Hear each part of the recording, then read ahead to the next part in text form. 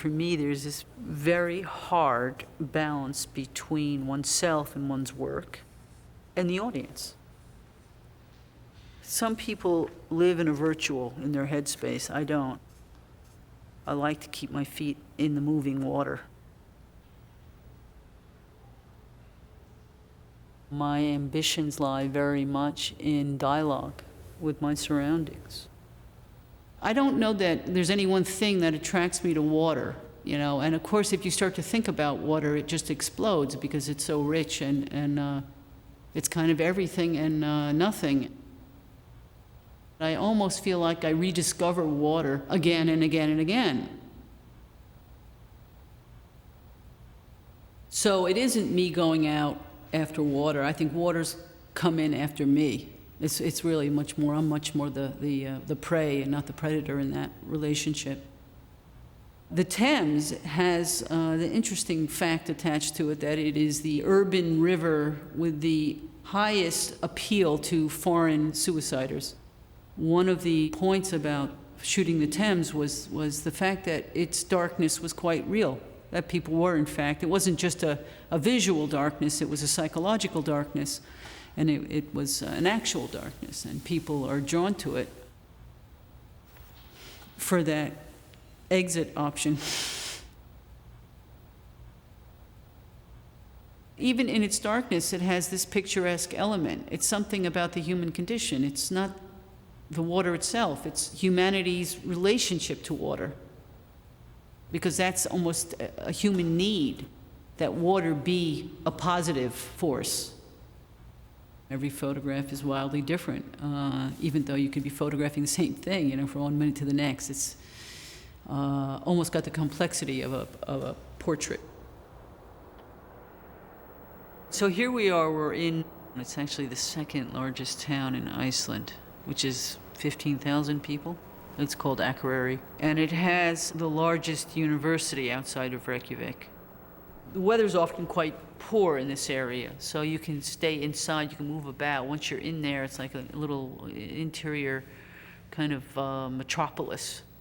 And the piece is very large, about 80 photographs. The idea is to lay it out in a way that is a flow through the building, but depending on who you are and how you use the building, it's a discovery process that could occur over days, months, or even years. I like very much the idea that the scale of the work is unknown, but pervasive. Not dominating it, but setting kind of a tone for the space. You're bringing the nature inside the university walls, and it makes you calm. You see the students flow down the halls and with the water, so for me it really changed the atmosphere. It's like a very fine combination of people flowing around and the water flowing around. I think it's really great to have the water inside the building. Of course, I always thought of Iceland as a kind of studio for me, or a quarry. Maybe a quarry is a good metaphor because I always feel like I'm involved in a process of, if not hunting, at least mining of some sort. For Iceland, it's not so much about memory, it's more about that place and my need to be there. I had traveled in this area a number of times and I knew the lighthouse, so I asked the municipality if I could live in it. They eventually said it was okay, and I went up there and sat around and looked at the weather for a couple months. A little bit of reading, a little bit of drawing. It was a psychological clearing, and then it was also a way to connect with this island. There was no ambition, it was just to be there. It was just real simple.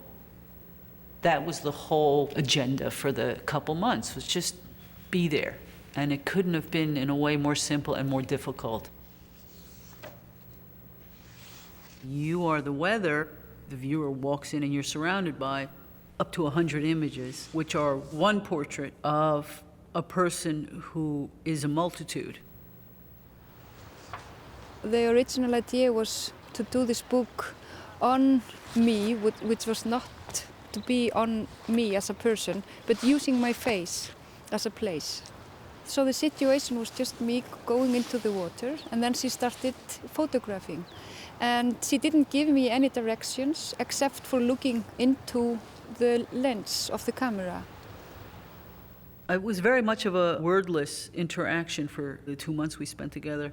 And water became a very important part of the bond and the image and the subject. The viewer relationship to the portrait is, I think, very erotic because there is this eye contact and this ambiguity. We were spending a lot of time together. That affected the work because that created this trust, which is very important. In the case of You Are the Weather, I was curious to see if I could elicit a place from her face, almost like a landscape, not in a literal sense, but how close those identities were. And I remember when I went to the opening, I was shy to enter that room. But my son, who was only 5 years old at that time, he thought it was fantastic. And I would keep thinking of going into a room and only seeing your mom on the wall. That must be an experience. And he kept calling me and saying, come, Mom, have you seen this room? It's all you, it's all you.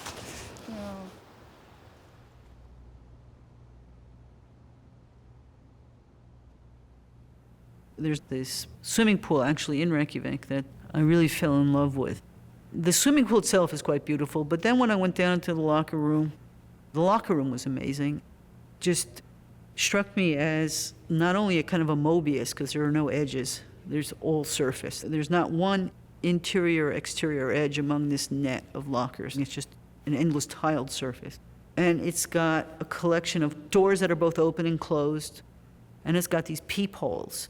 The peepholes are sort of what really kind of drew me in because you just wonder what the hell are those peepholes doing there, and nobody seems to know. It was this incredible kind of almost voyeuristic delight, this space. It was designed by a voyeur and a chess player, I decided. I shot it in a way to kind of bring out more of that sensual aspect to balance against the antiseptic quality of the architecture. I shot them as almost like visual kind of traces.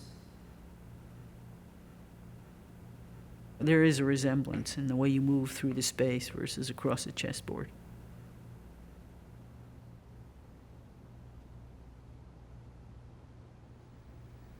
Ronnie is my aunt, and we have a really good relationship. For a while, we would send each other postcards with 2 animals or 2 people or 2 objects on them, and we would write, "This is me," and point to one, "This is you." Each of the pictures in the book are taken about 2 seconds or 3 seconds apart. So if you were to look at one picture and then flip to the other side and look at the first picture, it would be the same image, but a few seconds later. So I really just recorded her in action. And it looks like she's performing and all that stuff.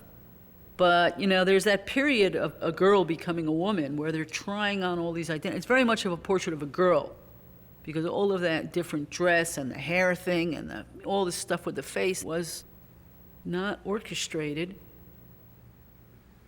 It does take place over about 3 years, and just looking at it, it's somewhat difficult to tell that it's the same person.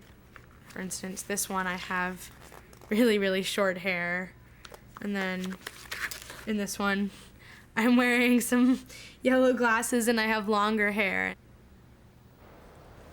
Doubt by Water, it's the interrelationship between the two-faced image, the front-back composition. It's the drawing of the many elements interacting together, and it's the drawing of the viewer through the space. And, this was originally a bank building. It's very beautifully proportioned and very full of itself. You can see the paneling and the detailing and everything is it's so beautifully designed and of a piece. It's really almost impossible to occupy the space without basically redefining it. The piece flickers between a three-dimensional experience and a two-dimensional. When I was putting this work together, I knew that I wanted disparate motifs coming together in close quarter. It's viewable from every angle. That may seem like, oh, every three-dimensional object is, but usually the relationship to the space is somewhat fixed. And here it isn't. I mean, as you walk around the grouping, obviously these images are coming and going. You're seeing some and others are dropping out. All of that has to be, in a way, composed. So this is a work that has that very particular way of moving the viewer through space and through image space, which is very different than architectural space. The Cabinet of, I don't think I would have thought to do that work there if I hadn't seen this little room, which is so claustrophobic, which was a vault. It's a cabinet inside a cabinet, and I love the idea that it's in the basement. And it's just functioning in a completely different way than everything else. The clown image, even though it's a photographic work, has an architectural component and a psychological component. You have the reference to something figurative, but it's also symbolic. It's using those photographs in the drawing technique. I like the idea of taking this very formal institution and putting a rubber floor in it. I thought that is probably the right balance. Would have, kept things from getting so out of whack if we'd had that soft rubber floor in a few hundred years ago.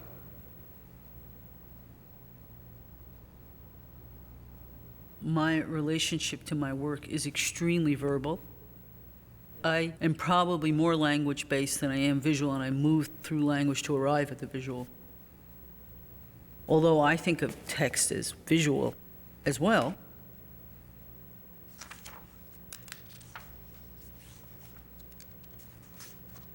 I never really distinguished between symbolic visual language versus descriptive visual photograph.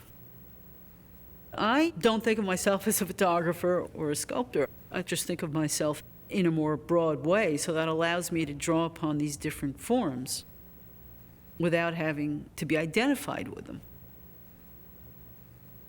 You use metaphor to make yourself feel at home in the world. You use metaphor to extinguish the unknown. And for me, the problem is the unknown is where I want to be. I don't want it extinguished.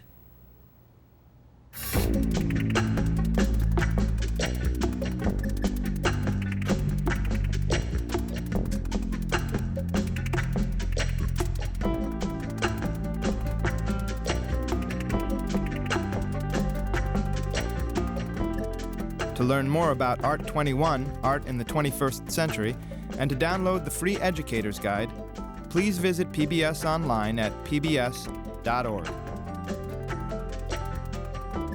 Art21, Art in the 21st Century is available on videocassette or with additional features on DVD. The companion book to the program is also available. To order, call PBS Home Video at 1-800-PLAY-PBS.